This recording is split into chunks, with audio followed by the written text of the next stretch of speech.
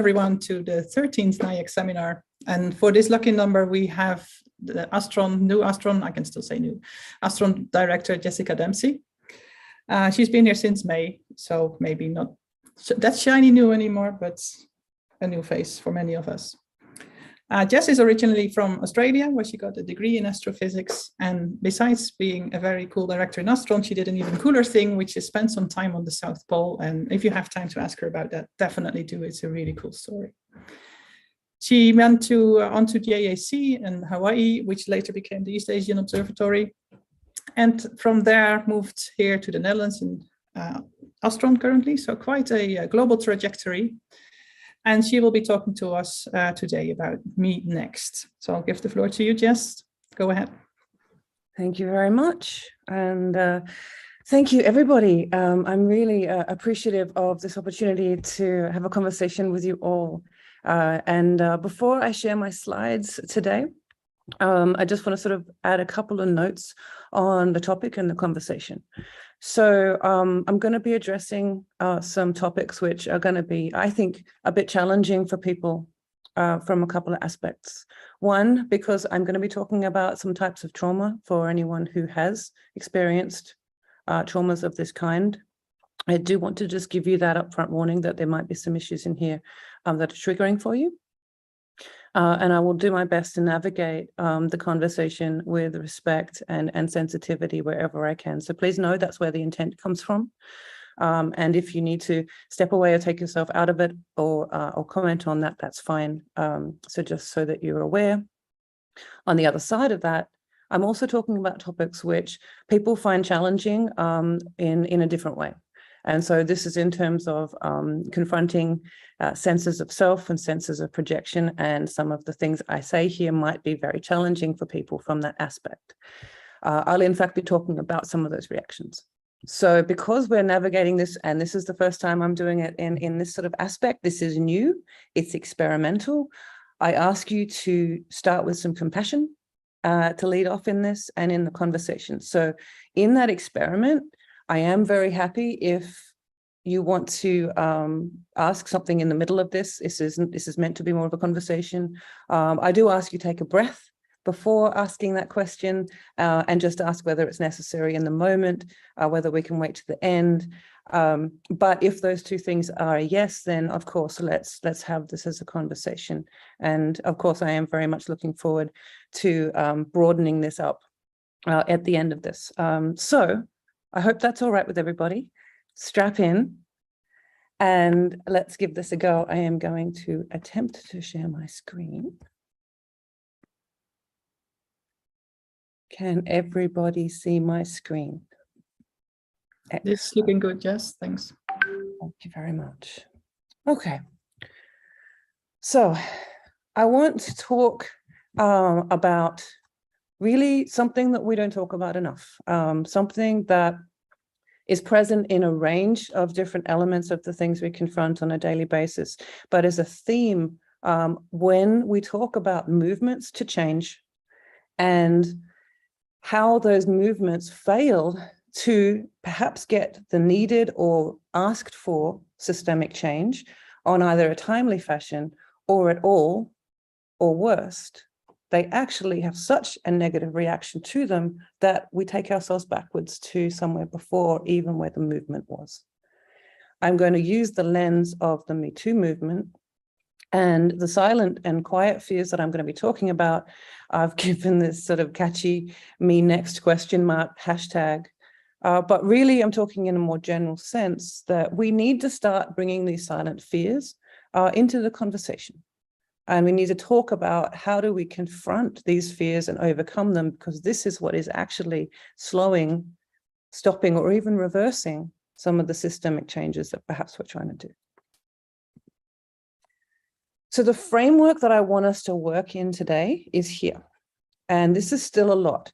So I'm going to touch on a few things, but I'm going to ask us all to try and keep within the boundaries of this framework today, because we're unpacking a lot of things. So this is a start of a conversation. So I am going to be using the lens of Me Too as an example of a movement that could lead to systemic change.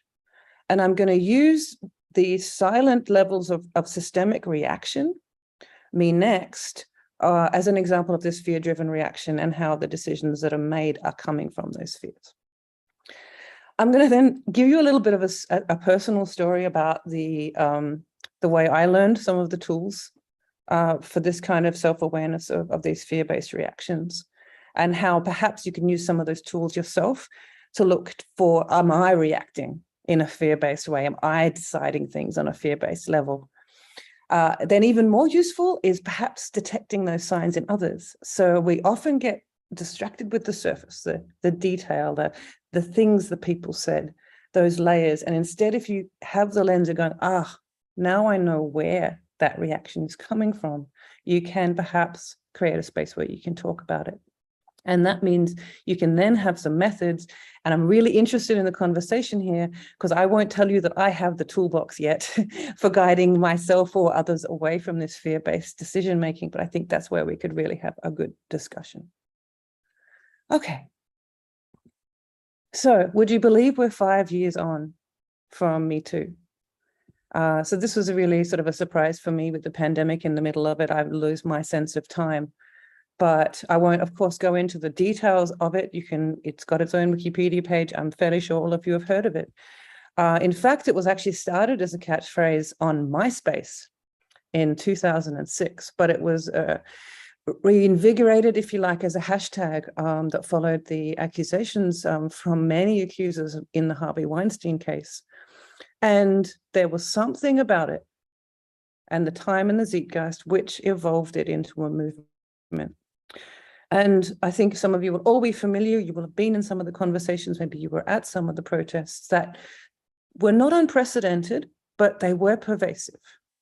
And some of the numbers that started coming out in terms of the people saying, yes, I was experiencing these kinds of things, and it was systemic, and it was across fields, and it was across nations, that meant it turned from a small conversation into what I would call the reasons for a foundational movement. And you can look for these similarities across other movements of this style. And the reason I would argue this happened is because it unified enough of a marginalized group around a common issue that it started to pressure the existing system. Right? That to me is sort of a definition, or my definition, of how a movement of this kind organically starts. And of course, the natural pushback to that is, if it's pressuring an existing system, then it's threatening the power holders in that existing system. So that's the conflict that you're always inevitably going to set up with any kind of movement of this kind. Was the movement a success? And if you want to look just in the 5-year snapshot of what did it actually achieve in terms of saying, all right, this is a systemic thing that has to stop. Are we actually achieving this in any tangible way? Of course, we do know that Harvey Weinstein is convicted, was serving 23 years for this. There are ongoing profile cases with that. I will not dive us into the multiple high-profile celebrities who were then outed in various ways, but the reporting did get to be a little bit more thematic. And the cases that at the time, at least, were triggering, and we can talk about more recent ones if we like, but specifically Christian Ott, who I'll come back to later, Jeffrey Marsky, these were notable cases, and in science and astronomy, that was a conversation to say, okay, it's here too. Again, for some, this was an unknown secret, but it was important that in our field too, we had to be starting to have these conversations. And perhaps you can say that one of the tangible things can be drawn. In fact, there are a lot of good demographics and measurements on this already. The wave that came after it, policies at least on codes of conduct, training on harassment prevention, networks for reporting victims were definitely created. And then you have the Me Next. And I would argue that the most tangible first marker of this silent wave of movement came with this particular case. And I won't lie to you that this particular, I remember this very vividly. I was living in the US at the time, and this picture really triggers me because I remember watching this and just actually watching with amazement at the different level of treatment that was received to a very calm, very vulnerable, very believable, highly educated woman, and the potential future Supreme Court judge whose reactive behavior in public and live streamed around the world, petulant, aggressive, vicious, self-righteous, and in the end, victorious. And so for me, this was the real signal, okay, now we are seeing this fear-based reactionism to this sustained movement. And I will say to you here, me too, me next is not him. I'm not talking about these people and the accused in this scenario. I'm talking about them. So the fearful people in this room that made the decision that then impacted negatively a whole host of people were the predominantly men making that decision to allow this guy onto the Supreme Court and to disregard a victim. And so the silent bit we don't talk about when we focus on the accused is we're not looking at the decision makers, and they're the ones who are making the decisions to stranglehold these movements. How do you diagnose some of these fear-based reactions? I don't know if some of you who were women in astronomy, women in airfield during Me Too had these questions from concerned male colleagues who were horrified. And all of my colleagues who were talking to me were genuinely horrified to find out the systemic nature of this abuse. But the questions got quite themed after a while, to me at least. Is this true? Yes, yes, yes, it's true. Did this happen to you? Oh, yes. Maybe you can tell me your story. You know, maybe that will get my head around it more. And I saw a very good article at the time saying, you know, you shouldn't need my story to make you a better person, which I thought was an interesting way of framing it. But the believability question was so interesting here. And the burden was on women and disproportionately later on women of color to justify that they had these experiences. And this was, I just need more proof. I just need sort of data. And it was, these are coming from not actually a need that some extra amount of data is actually going to suddenly make it convincing, but this is coming from a fear-based reaction. And then the second wave of this was the defensiveness. Now, okay, well, now I don't even know what I'm meant to do. Now I can't even talk to a woman anymore. Maybe I can't, you know, maybe I shouldn't be hiring women in these positions. And so then you start to see that defensiveness shift and become a bit more internal. And the killer is this one. My worry, or something like it, is now anyone can just report somebody for no reason and just damage someone because they feel like it. And so one of the key indicators here is the false reporting myth. And I'll give you one guess at the wonderful orange president who said this particular line during and after the Brock Turner scandal, saying this is a very scary time for young men in America. You could be someone that was perfect your entire life and somebody could accuse you of something. And yet this is not true. Multiple studies now, of course, have gone looking for this false reporting effect. And multiple ones say that actually at a maximum, the false rate of report is less than 2%. And in fact, deep dives from legal experts say actually the rate is so much lower than that. It's almost immeasurable. But those 2% are in the most cases retaliatory cases against people who reported, could not prove it. And then a vicious cycle of retaliation meant that it was then labeled as a false report. And that's where they flipped these numbers. And in the US, at least, for the ones which are criminal offenses going into serious assault, the average numbers that actually walk free are quite miserable. Maya Angelou said this, I think we all have empathy, we may not have the courage enough to display it. And the other really important part to talk about here is that I do think that significant setbacks in progress to social safety come from an unconscious, and I will make that really important point, unconscious empathy leading more towards the perpetrators than the victims. And the implicit bias towards those like ourselves. So if you have a majority decision-making set who are white and male, they'll struggle, well, firstly, to empathize with female victims, and particularly, I can't dive into the intersectionality as much as I would like here, but particularly women of color. And secondly, there is an immediate understanding of, if this person was falsely accused, I could totally put myself in their shoes. And that empathy limitation with victims is very important, not just limited to men. Having to imagine what someone must have gone through. And if you're capable of doing that, it's very painful. We avoid that level of pain. And so that's one sort of layer of it. The other layer is appeasement of loud and aggressive demands for a fair hearing. And I will make a point here that is, if that fair hearing demands are coming from a white male accused, it is not the same for Black or men of color.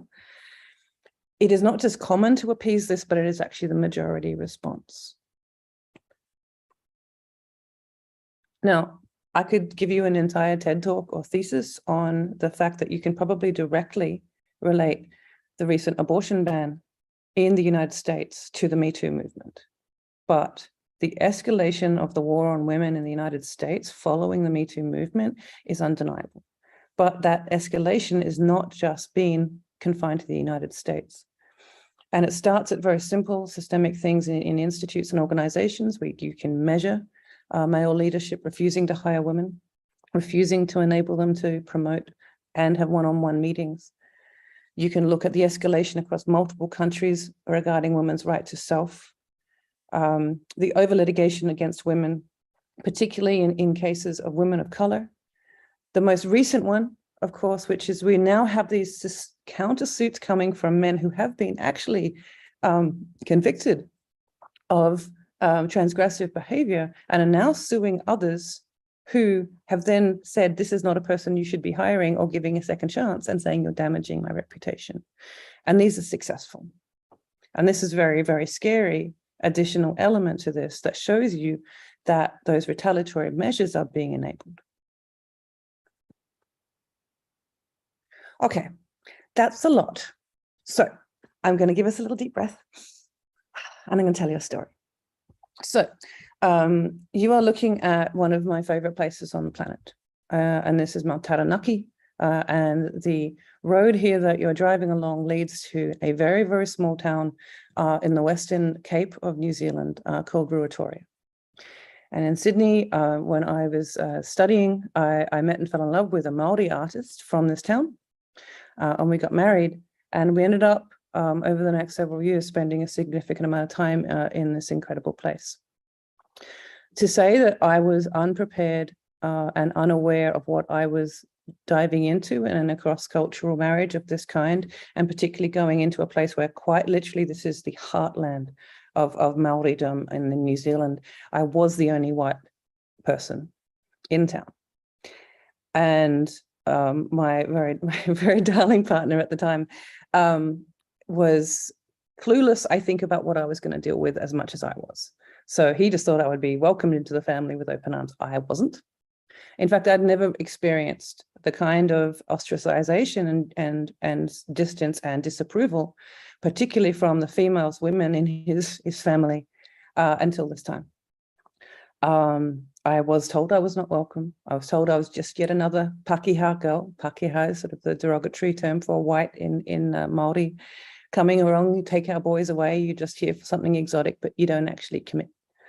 This was a constant vibe in the first times I was there. And I had never had to really in any way kind of unpack what was going on here. And so what I want to really honestly give you is when I was getting the toll of here's what the colonists have done, and here's why you aren't welcome, and here's why you'll never fit and be one of us, I want to give you sort of what was going on in my brain in response to this, the instinctive fear-based reactions that came up.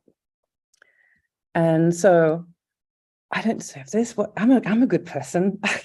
I'm not responsible for the entirety of, what white colonization has done just because I happen to be the only white person here. And then it shifts to this defensiveness. I'm like, I'm doing everything I can here. Like, I feel unfairly judged. I want you to stop it. Please stop. Be nice to me, And when it goes on for a sustained amount of time, you want to leave that situation, right? You don't want to be in this uncomfortable place anymore. Okay, fine. Well, I'll just leave. And all of these things came through my brain in the first few months. And finally I got some really good advice. I said, just shut up and, do the work. And so I did.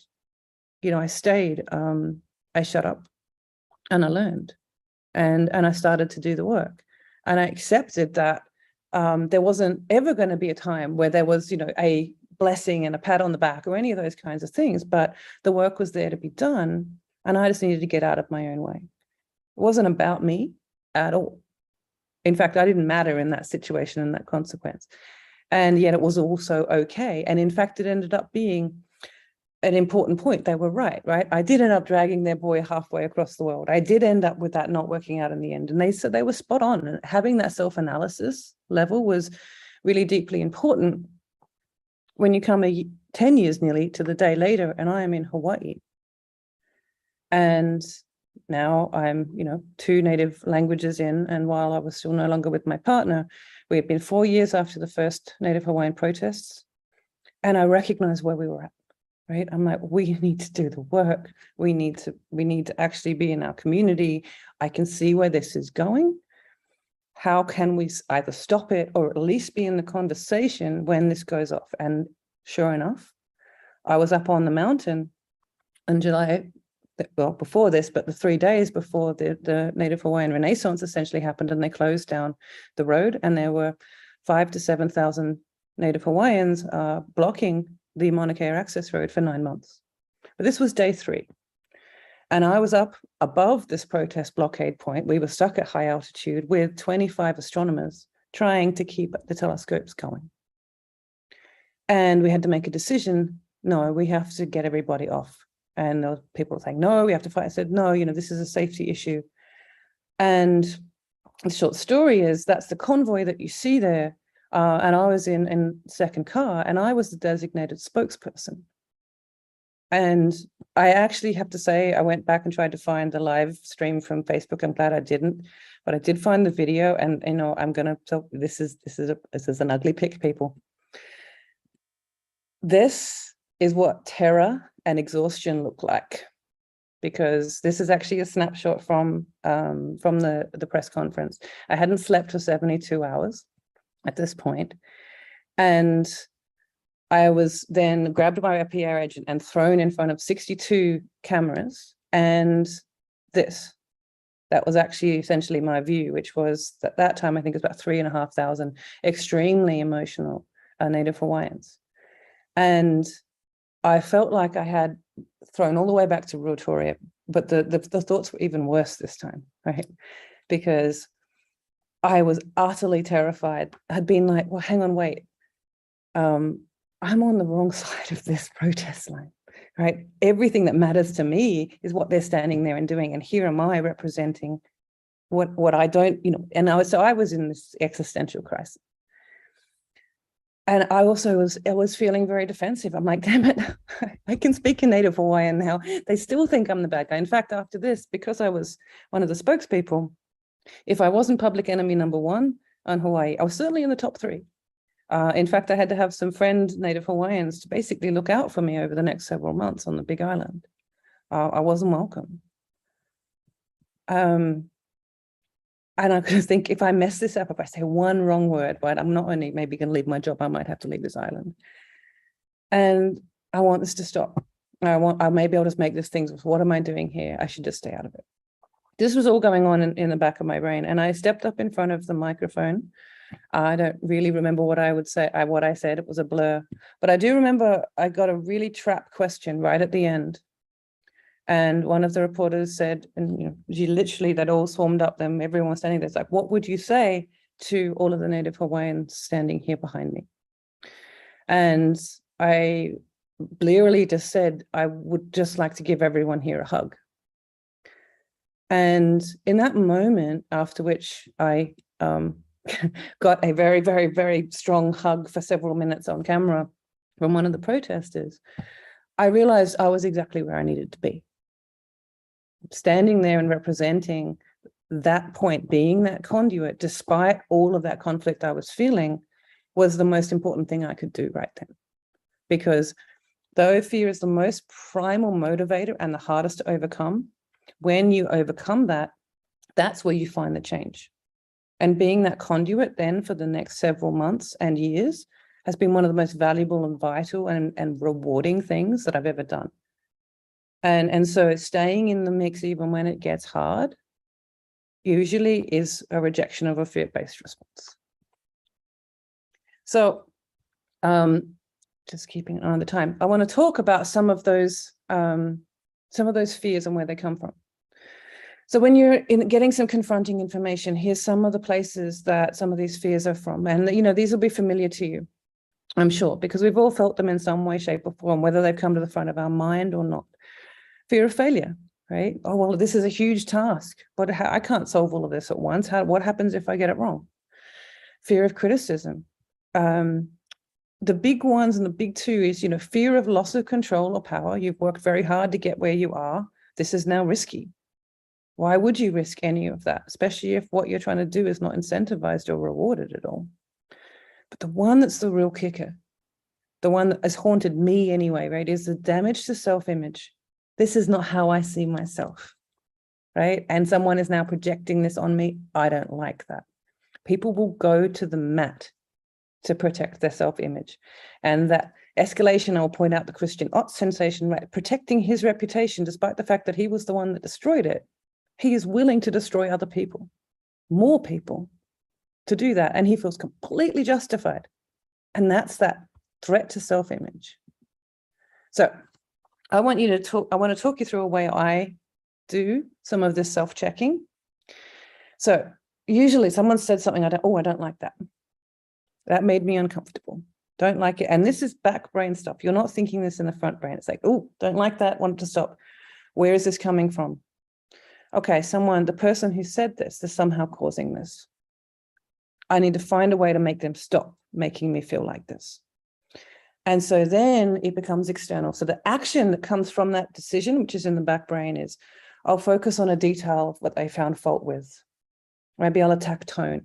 Maybe I'll attack wording. Maybe I'll attack minutiae, right? I'll distract. Extremism arguments, right? It's like, well, you're throwing everything out with this, you know, making me, you know, a bad person, or, you know, we don't do that here in X, Y, and Z. So instead of doing that, flip when you feel that instinct to go, that's an interesting feeling. This is making me unusually upset. Perhaps this is triggering an insecurity in me. Let's take a moment to think about why. And if it doesn't immediately come to mind, still I say delay, take a deep breath, delay that initial response. And if it still doesn't really come to mind, and this takes practice, ask again, will my interaction now add to this conversation, which is obviously what I'm hopefully here to do, or am I making this about me? And I'll say this really bluntly, it's never about you. People don't come out here to talk about these movements in order to attack an individual, and certainly not you. And this is something I hone every day. Not about me, leave no trace.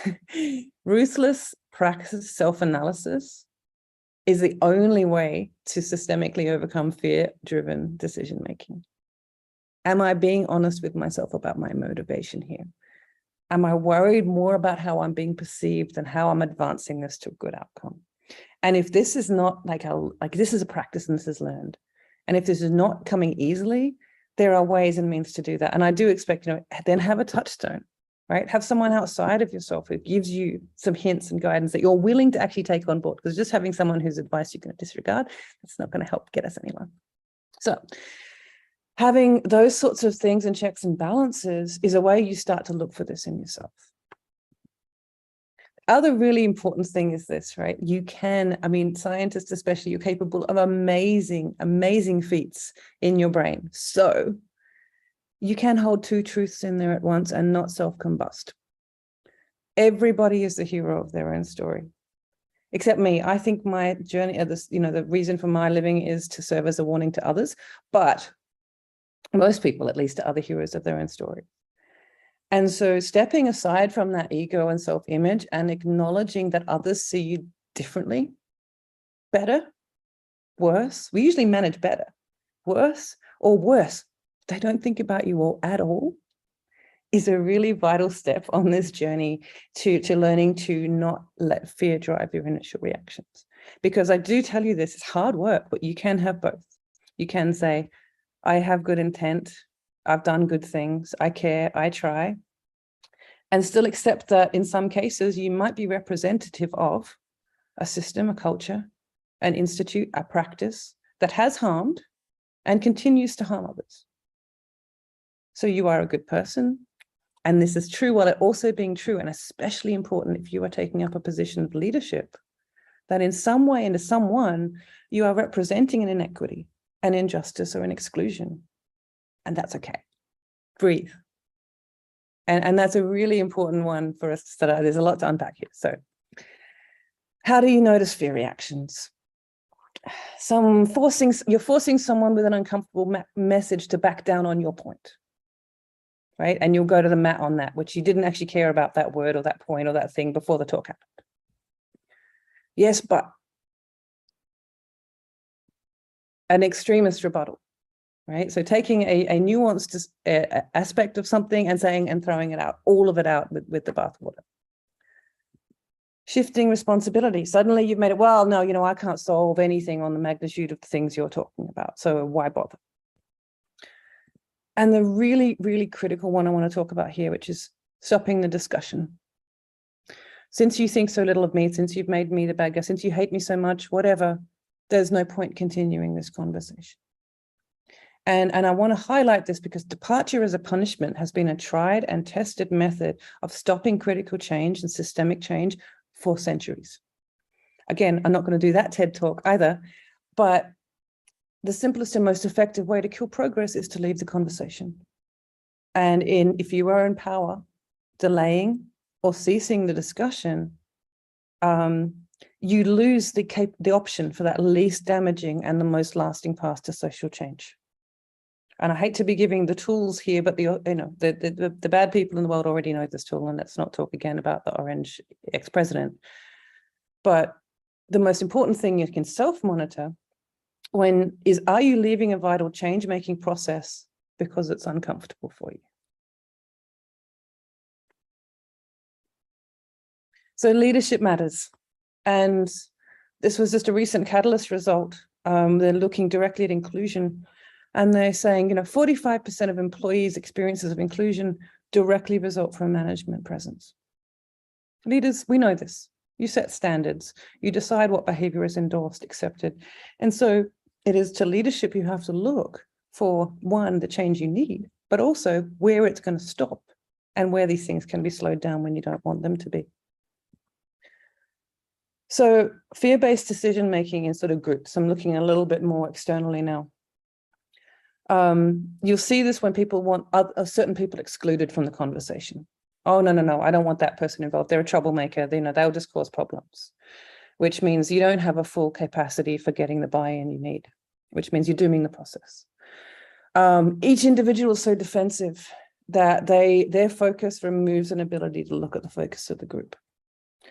Or that distrust there is quest for control. That means there's no real chance of an open exchange, right? Because everyone is on the back foot.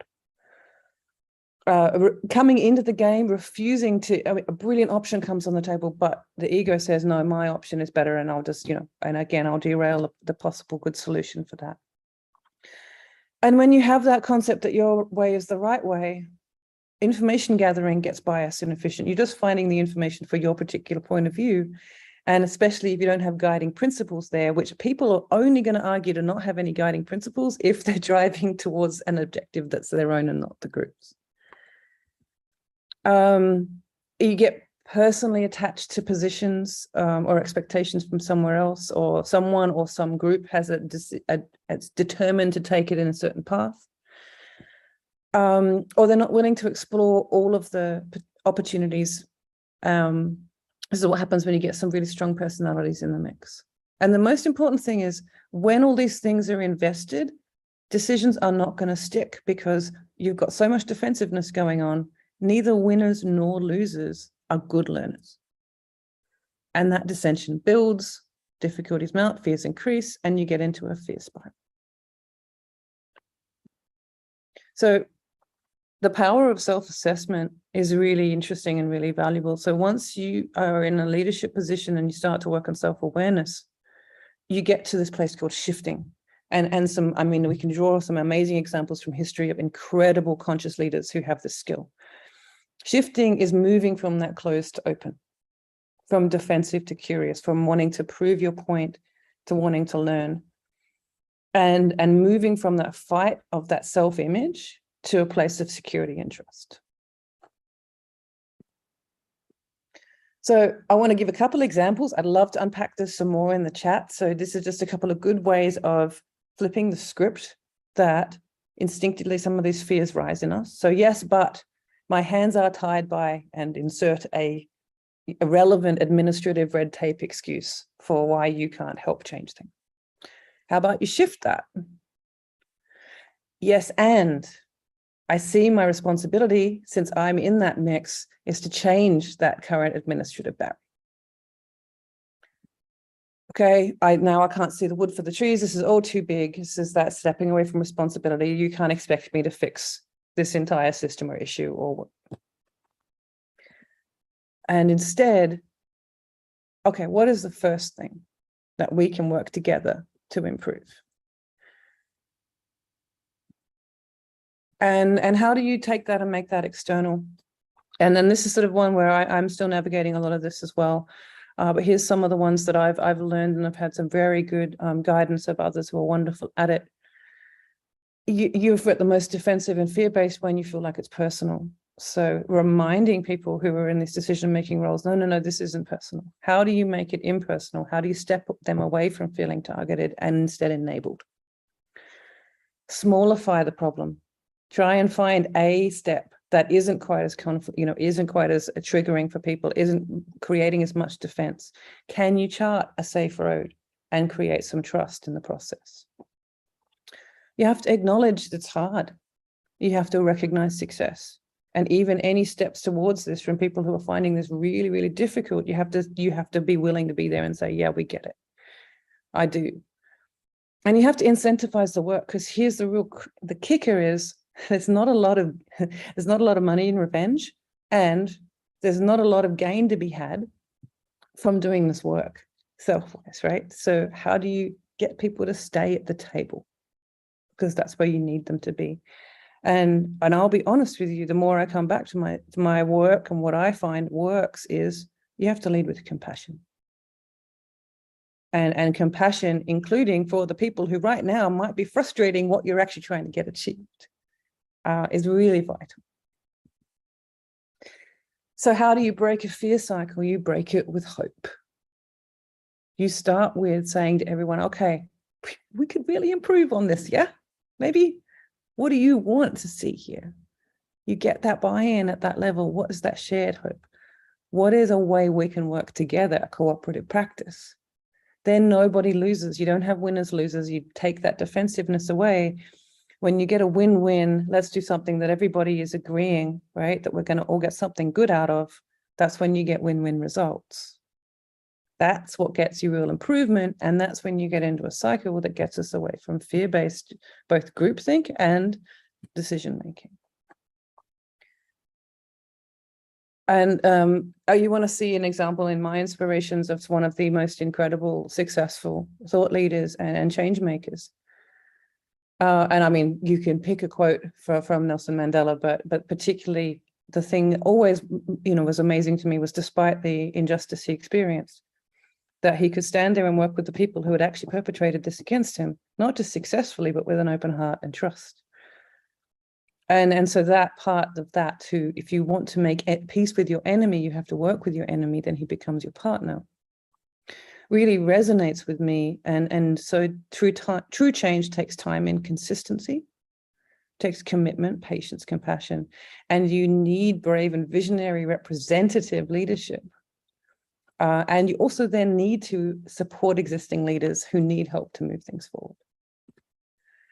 So this is sort of where I would lead it to, is what does drive successful, in my opinion, systemic, sustainable change? Policy directive from above, people pressure from below. Examples of the regime changes in South Africa, in India. Consistent collective messaging when you talk about the indigenous movements, particularly in New Zealand, starting now in Hawaii. But really the thing is incremental shifts. It's the huge, big, unseen steps that create the most vicious feedback loops. So being able to say, no, let's be really controlled and measured about this. Know where your line in the sand is. No, you're still not going to go beyond that, but also say we recognize that we're going to have to work within those systems to some measure if we want to change them. The most important part, you need the right leaders in the right place at the right time in order to make sure that you have the sustainable change you're going to get to. So how did I do? Oh, that's bad. That's the end here of my little bit, but I want to now open up the floor. Thank you so much, Jess. That was a fantastic talk. And thank you for sharing your very personal and high impact experiences. I'll open up the floor to questions if there are any in the audience. Usually takes a bit of time for people to think it through. It's quite a lot of information. There was a lot there. I'm sorry. please raise your hand or unmute yourself and just start talking. I don't see a lot of people yet.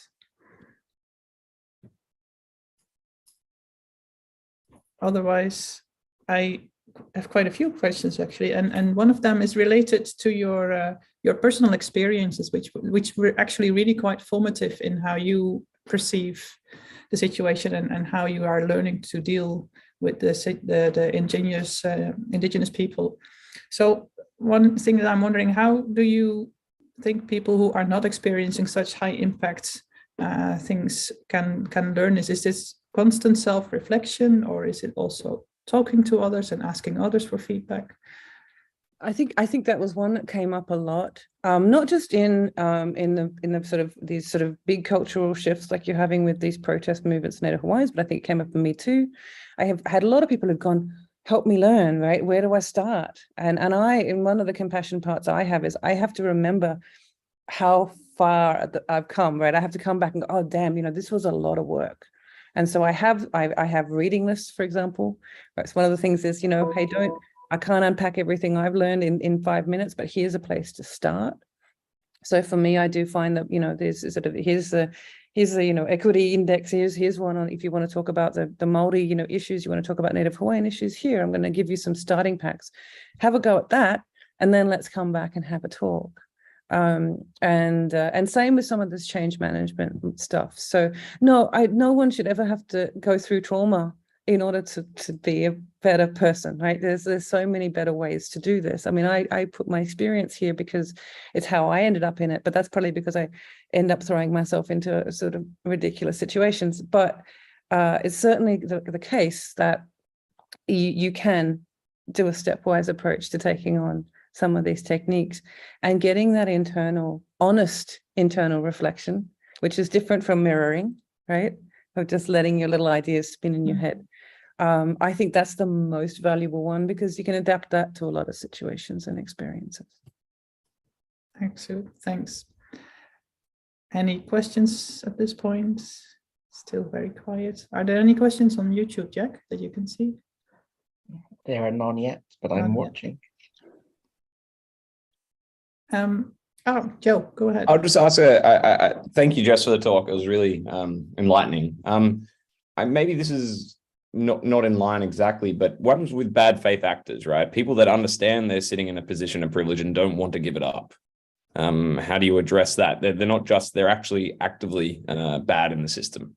Well, I mean, the first thing is, I would argue no one gives up power willingly.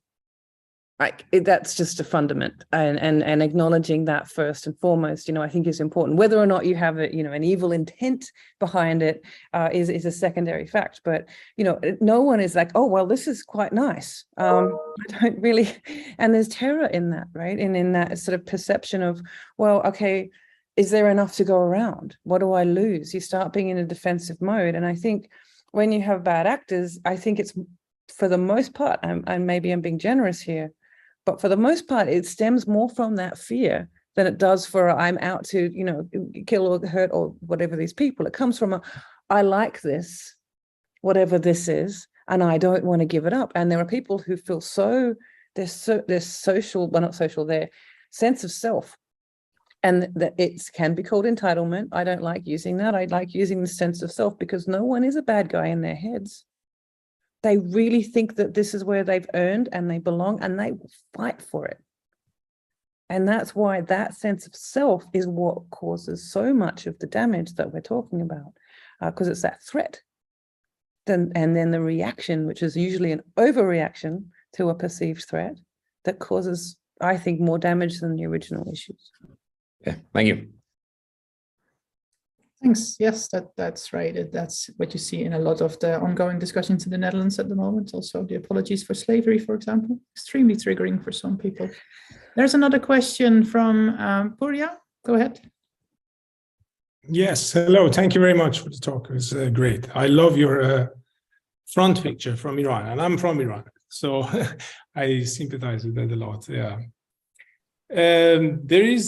I love the example of South Africa and India. It's incredible. It's like these people with so self-content that come in and take over powers. And these are the examples that, for instance, in Iran we have been striving for. The reform and step by step, and we have seen it through our political course in the last 20 years. But there is a point that the dialogue fails, right? So there's sometimes like, okay, you have all the time to reform or to listen and so on, that the abuse continues, and then you see the dialogue failing.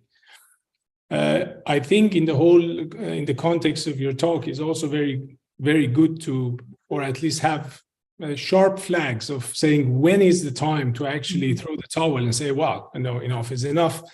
This is not really working because you're not walking with me, Yeah. So yeah, I completely agree with you. I mean, there are times and there are injustices for which no talking will ever resolve, right? And it's when you come into entrenched power systems that have no need to. And that's where I sort of said that political pressure, external political pressure followed by people movement is the critical point. But you're right? A lot of these systems are robust enough, even under those pressures, and resistant, right, to any of the recognition of what's going to need that something is going to crack. And I very much hope that there is not more damage in Iran, but I agree with you that this is a regime that doesn't seem to be taking on board that this is a system that needs to shift. I would point to, and a lot of work that I've done is in Egypt. Very similar society, actually, in many ways. And you're right. So, but the interesting thing I want to sort of bring up, the reason I didn't dive into that is they're easy ones. Why are we seeing this constant battle just on women, the war on women, it's extensive, pervasive, and that the vicious cycle systems that we can happily and comfortably talk about when we talk about regime changes in countries, we're not having a conversation about at the same level on a systemic issue for women. And that's sort of why I put a lens right now on, I don't see it as a successful movement right now. And I'm desperately trying to look to what do we do now to, one, prevent the increase of this extreme backlash, and actually Mike. Thank you. Thank you. Thanks. So I see Mike has his hand up. Go ahead. Yeah, well, great talk, Jess. It's a strange question, so bear with me. How do you create empathy? Is the gist of my question. You talked about it's not about you, and yet even if it's not about you, you are, you come from certain perspectives and you perpetuate certain institutions and injustices and so on and so forth. So how do you move from the intellectual appreciation of those differences to actual empathy? If you're male and you do not know what it is like for, for a woman in an equivalent position, or if you're white and, you don't appreciate the perspective of a person of color, asking for a friend who is also me, it's like, how do we generate that? Because at the heart of it, I think the change is driven by empathy. Empathy is one part. Empathy and compassion are two different things. And I think you need both. Empathy comes from it also comes from a real lived experience. So I put people, for example, through scenario trainings, and you have to be open to it. You have to be willing to say, okay, you're going to sit there and role play the person in an environment like this. You're going to be uncomfortable. You're going to be awkward. You aren't going to like this. And it is amazingly effective. People come out of that going, this is a new world. I never really put myself in that. And especially if you don't have, practice in, I have a performance in theater, you have to be empathetic because you put yourself in different shoes. But if you've never had those sorts of practices, the first time someone role plays in these things is transformative. So that's an example. I would call theater of the oppressed one of the most valuable teaching tools that I've ever seen. For girls of color, for example. But what I've also wasn't expecting was the impact of people watching Theatre of the Oppressed, for seeing how that co-creativity created empathy for what was going on. So there's a lot of tools there, but empathy is one part. Compassion is harder, because compassion is going, I really don't, I can empathize with you fine. I just don't like you even. Like, I don't want to be here. I am going to force myself to understand where you are at. And even if I don't get it, I'm going to have compassion and make a choice to say, you're a good human, you're trying to do your best. And even though I've got all of this other stuff, packaging that away and finding compassion first, that's hard. Interesting. Well, it's funny because you said, I think you made the comment, people shouldn't have to suffer to become better. And yet it kind of sounds like you're describing simulated suffering, or the role playing is a way to.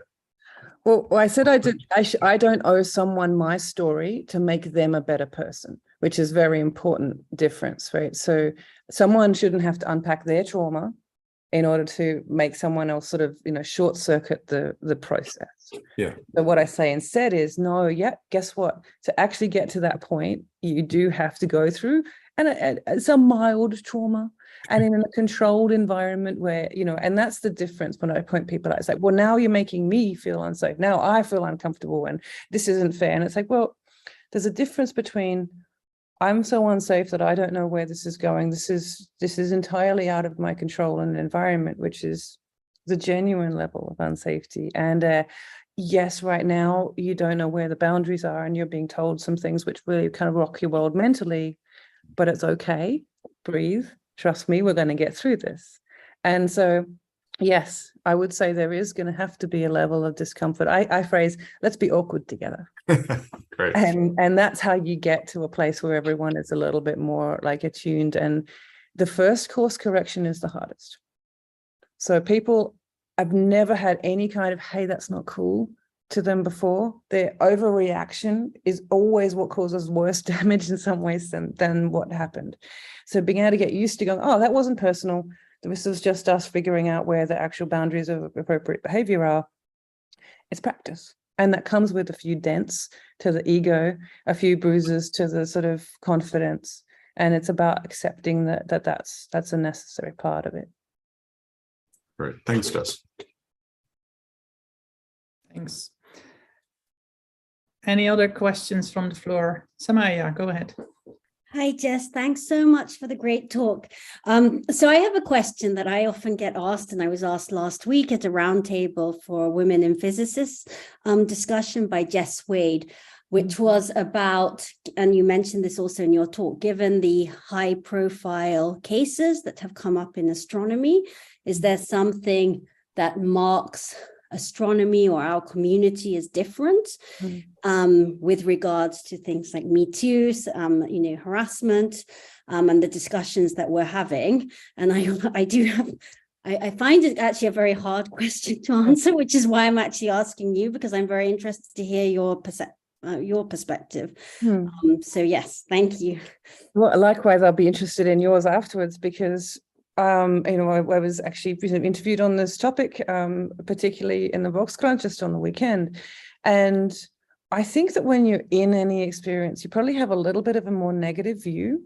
And what was really valuable in talking to the reporter was how she came out from the discussions with everybody about, these topics and these issues of social safety in astronomy, where she was like, wow, astronomy is so far ahead of the game compared to some of the other sciences about talking about these issues and about dealing with them. And that's actually what, in the end, I sort of took away from all of the discussion and article. And I found it a really hopeful space, which when you're in it, you don't necessarily feel that. And so for me, that was a great, sort of shot in the arm of a reminder that, oh, okay, I think what's valuable is this, right? We are having these discussions, we're having them regularly, we are talking about the needed shifts that we have to have. So obviously, and you know better than me, right? We're not there, but I do have a possibility here that, can we be the paradigm shift? Can we be the prototype for how to do that? Because that's really exciting to me if it's possible. But I'd love to hear what you reply when you get asked this.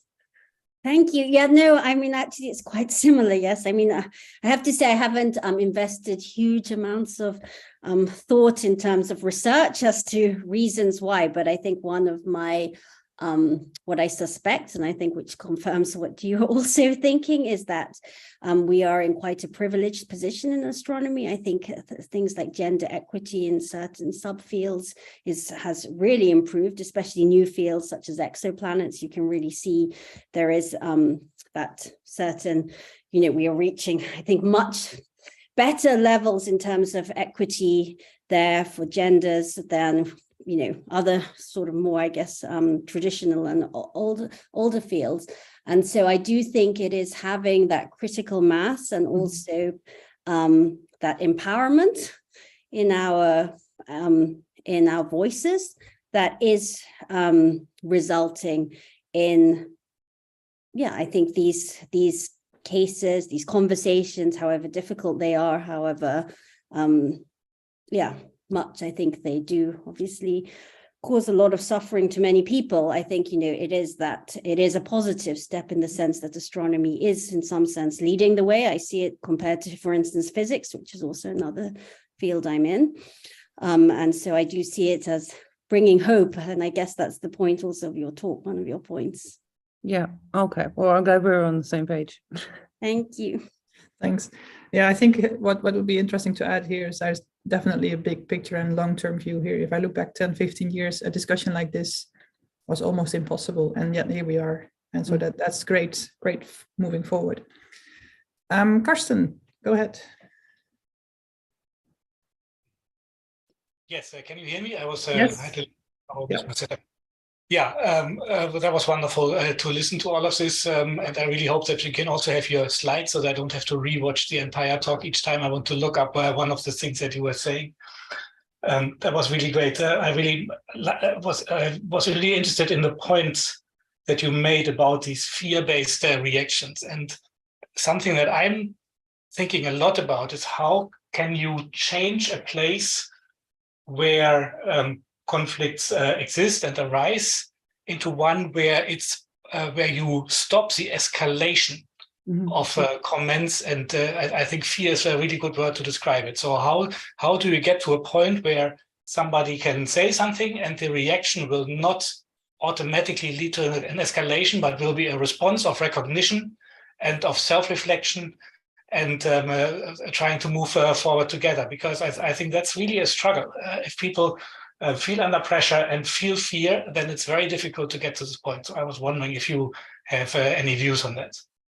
Yeah, it is the really big change that you need to make. And I kind of think of that sort of the thing when you're driving, like small corrections, like you're not jerking the wheel to side all the time, right? If you get everyone in that mode where it's these smaller adjustments, tiny adjustments aren't that traumatic, right? So if it's just like we try not to do jokes like that around here. That's, I hope that's okay. And so, oh, okay, very well, sorry, right? So it's about both of those aspects, right? Learning how to give small correction behavior and recognizing having a small correction is not at an end of the world. I've just been about to be fired. My day is ruined kind of thing. And that comes from practice and conversation. So, to sort of give you an example, we're past active bystander training here, and now we're working on co-creating our next steps with our management crew and team. And we did a whole bunch of scenario training yesterday, and it was awesome.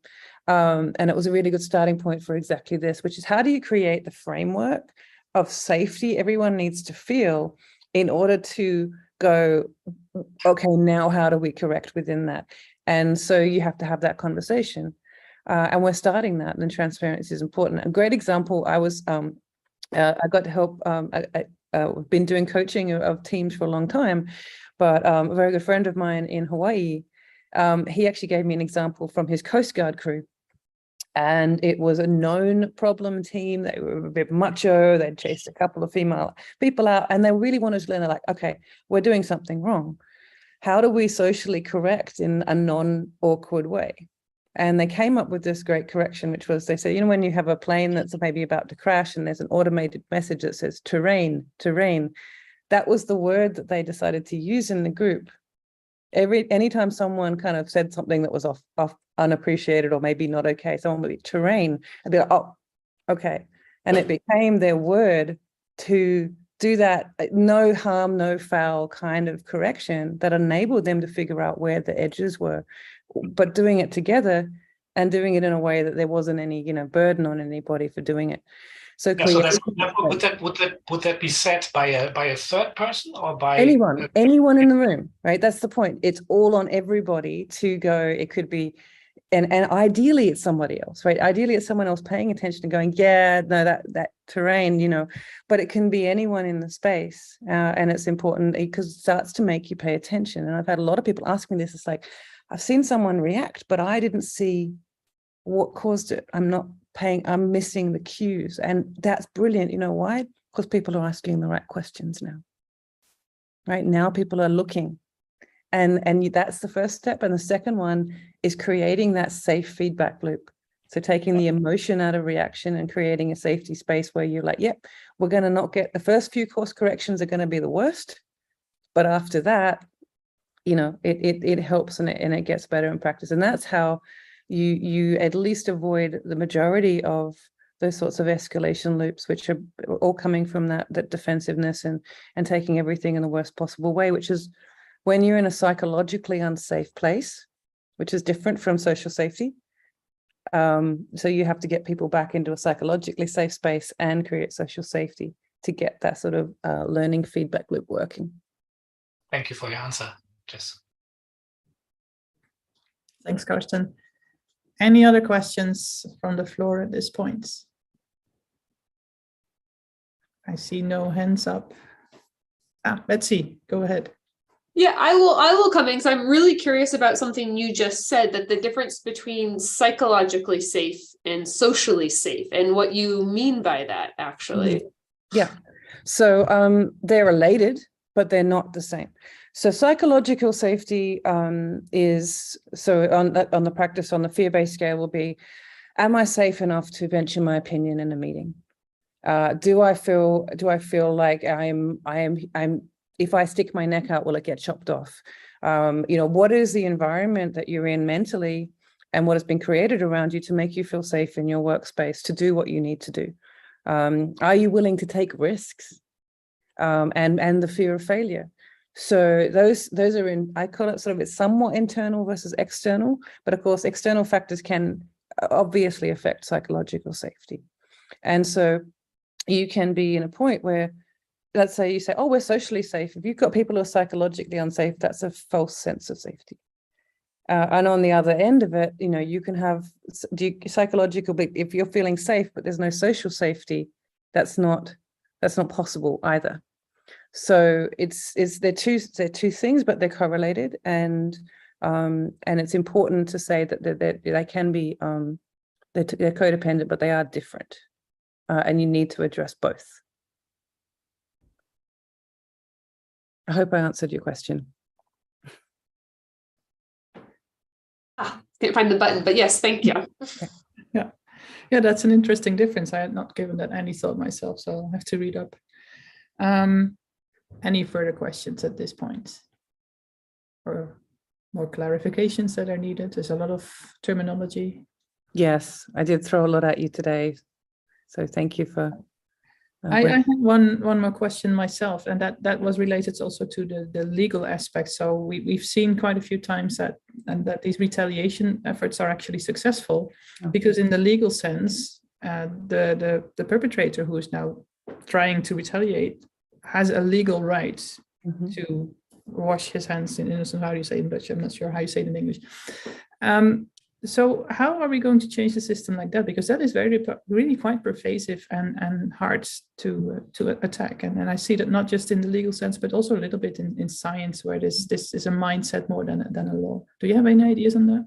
It's a really big challenge, right? Because even if let's say we get the best trained people in the world and we have all of this, you are still going to have, unfortunately, these kinds of incidents. And if your hands are still tied, in a sense of a guaranteed system that works here, what do you do? And so, I mean, one of the things that I think is great is that's where the policy shifts and changes need to come from. So getting that buy-in at the absolute top levels to say, yes, this sucks, what can we do about it is absolutely vital. Yeah. So I mean, I'm really being pleased to hear these conversations have been happening, for example, at the top levels in the Netherlands. These conversations between, the departments about, okay, how do we actually create an accountable place and a safe place for reporting and victims that's separate? I'm really excited to see where these develop. But I'll be frank with you, I haven't yet seen a satisfactory system that does this in an appropriate way. And so for me, the frustration is the tolerance we have. Even if we're successful in saying this is a person and an individual that has done something wrong and it is we were going to shun them, we're going to do whatever, it's the short-term memory loss over this issue. And that for victims is, I think, the almost cruelest thing. And in particular here where someone is saying, I can come back and defend my reputation. What reputation? Mm-hmm. Right? I mean, this is extraordinary conversation. So there's two problems, yeah? There's the genuine, actual, having the problem of actually proving things and this sort of course, especially if they're practiced predators, they know how to do this in a way that makes sure they don't leave a record that can actually, attribute to them. They're always going to be difficult to prosecute. But secondly, how do we shift the attitudes towards this? And this is coming back, I think, to that perpetrator bias. Right? So, oh, well, someone deserves a better go. Well, what about the person whose career was damaged and personal trauma was convinced because they had impacted by them? Somehow we discard our memory of the victims. And if that person who's got that resilient sense of self comes back and says, now I demand my day in the sun, I've been in the wilderness long enough. And this is sort of where you define consequence versus punishment. Now, I'm fine with having a limited or appropriate punishment. The consequence, as far as I'm concerned, is unlimited. And there's a very big difference between the two. So I want us to talk about the fact that we should have the right to say, yes, that thing that happened 5 years ago doesn't have a statute of limitations on the reputation damage that you've done and the danger you represent in coming back into the system. You don't ever get to do that. And I actually think that's a reasonable line in the sand. It's mine, personally. And it's different from serving time. It's not equivalent to punishment. And that's a very important line that they like to blur, that I say, no, that's different. And so I think we do still need to pressure about finding how that litigation works. For example, I was a really controversial one, and I'm waiting to see whether it works. NSF in the US has shown that there's only one successful kind of punishment, if you like, that they've managed to put out, which is when which is on cases of work theft, right? So when you can demonstrate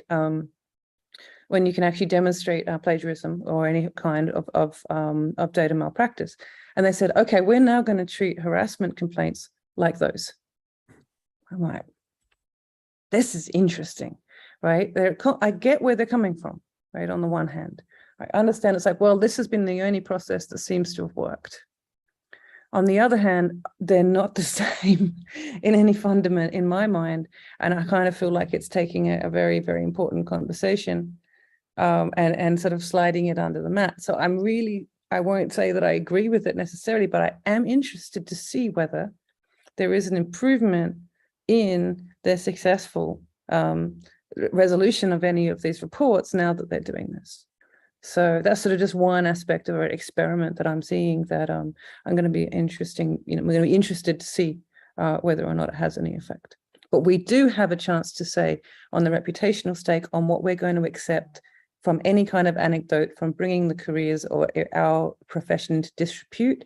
We do get to decide that within or without the bounds of legal parameters. So that, I think, is the one that we can control right now, and the one we should be having more of a conversation about. Yeah, no, I totally agree. That's a very clear path forward, and a lot of discussions are still to be had in that field, I'm sure. Samaya, go ahead. Yeah, I just wanted to follow up on what Jess was just saying about reporting procedures, because I think, having been in the US when some of these Title IX cases were there, it was pretty clear also how inadequate I think some of them were, especially because, you know, Title IX, of course, was established several decades ago, and institutions have quite a lot of leeway in terms of how they set up the procedures there. I think there's a lot to admire in the sense that they are kind of outside the various departments and institutes. You know, they are university-wide or institution-wide processes. But one thing that came up that was very clear is that, you know, when you have an office that has to represent both the institution, both the complainants, as well as both the people who have been accused, you know, it does create a very complex dynamic, which which I think is something that still needs a lot of hard work on how to actually improve. And I think for the Netherlands, if, you know, going forward, this is something that should be taken into account, I think, in terms of having the proper procedures in place and reporting. Simplification. For it to be safe, yes, and for the professional safety that you yourself, you know, mentioned. Yeah, simplification of these processes, right, and speeding them up, because we know that all of the other things, the delay and the complexity, only benefits the accused rather than the, you know, the reporters. And that's really quite obvious, I think. I mean, that's the one. And I do struggle with navigating, you know, the privacy versus transparency. You know, and in the most recent case, you know, I'm really sympathetic to the burden of limitations, right, that is on institutes in terms of what they can do. And I really felt that, you know, and I had to put myself in talking about compassion. This was empathy. It's like, oh my goodness, if I was in that position, that would be awful, right? Because you really are restricted in because of these laws. And I get why they're there, but also, can we do better in terms of what that balance is? Because right now I see a deep imbalance in who it protects, and I think we really need to be quite honest about that. And so that for me is you know, is a really important part of this, because transparency is vital to social safety. And so talking and normalizing talking about, yeah, that wasn't okay, and by the way, someone did something that was bad. We're not used to having those conversations because we're used to defaulting to, oh, well, hang on, with privacy, we're not allowed to. It's like, well, who really benefits in truth from not having the conversation in a more wide form? And so, yeah, simplifying these processes, making them external to the organizations that are involved, and speeding them up are really, I think, all important aspects. But if someone can figure out that, how do you balance the transparency privacy thing, I'm all ears. Thank you. Yeah, that's a tricky aspect with all the new European GDPR laws and such. Any other comments, questions from the floor at this point? Officially, we still have 15 minutes, so wait a bit more, but I don't see any hands popping up. I can ask a last question. You can ask the last. You'll have the floor for the last question. Thank you. Yes, so I guess given your experience with what happened in Hawaii, and given that we are looking at sort of decades of large infrastructure projects, large facilities coming online, have you, I guess, seen reason to be optimistic about the future and what has been learned, basically, I guess, through TMT and other telescopes on Mauna Kea? I want to say yes, but I can't. I call it distance breeds disconnect. And I would say that the lessons learned from Mauna Kea haven't really gone beyond the borders of the Big Island. The people on the Big Island, yes, they're incredible. The advancement of the conversation is amazing. The relationship building is phenomenal. How I've utterly failed to translate the inequity problem that we are having as a colonialist profession, because 85% of our current and future telescopes are on unceded Indigenous land, and they're in severely inequitable economic locations. For those two reasons, if you think Hawaii is isolated in its risk factors for this, it's not true.